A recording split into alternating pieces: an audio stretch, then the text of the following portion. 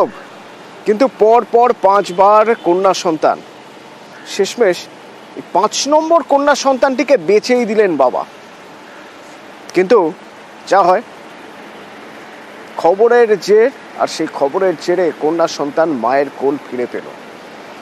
পটাশপুরের ঘটনা, এগরা থেকে উদ্ধার করা হয়েছে এই কন্যা সন্তানকে এবং মায়ের কোলে ফিরিয়ে দেওয়া হয়েছে। কিভাবে উদ্ধার করা সম্ভব হলো, আমার সঙ্গে পঙ্কজ রয়েছে ফোনে, বলতে পারবেন পঙ্কজ?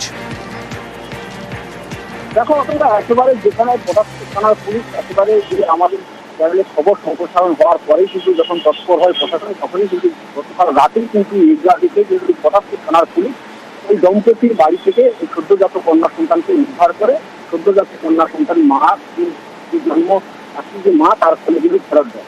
তোমরা জানো কি, এলাকার যে বাসিন্দা পটাশপুর 2 নম্বর ব্লকের লোকা গ্রাম পঞ্চায়েতের বাসিন্দা কুকুর মাইতির পরিবারে তার 5ম কন্যা সন্তানকে বিক্রি করার অভিযোগ এসেছিল বা দান করার অভিযোগ এসেছিল প্রতিবেশীর মধ্যে। সেক্ষেত্রে আমরা খবর দেখাই, খবর দেখানোর পরে কিন্তু প্রশাসন, যেখানে ব্লক প্রশাসন থেকে পুলিশ প্রশাসন, তারা কিন্তু তৎপর হয়ে ওঠে।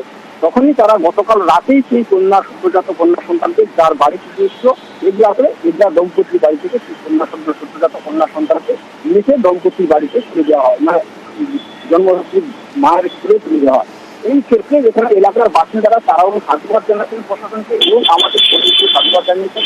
তারা জানাচ্ছেন যে এত বড় যে পাখি, তাদের যে অর্থাৎ যে তার মা 5ম কন্যা সন্তান দিতে হয়, কন্যা এবং শিশু সন্তান বা কন্যা সন্তান যাই হোক একই তো সমান। প্রশাসন যেখানে রাজ্য সরকার বিভিন্ন প্রকল্পের মাধ্যমে সন্তানদের জন্য বিভিন্ন প্রকল্প রেখেছে, তার সত্ত্বেও কি করে এই কন্যা সন্তানকে দান বা বিক্রি করে দেয়? একদিকে যেমন ধিক্কার জানাচ্ছেন, অপরদিকে কিন্তু সাধুবাদও জানাচ্ছেন প্রশাসনকে এলাকার বাসিন্দারা। ধন্যবাদ। কন্যা সন্তান হোক আর পুত্র সন্তান হোক, এখানে কোনো প্রভেদ নেই। এই সংবাদ মাধ্যমের প্রচারের ফলে তার মা তার সন্তানকে ফিরে পেল।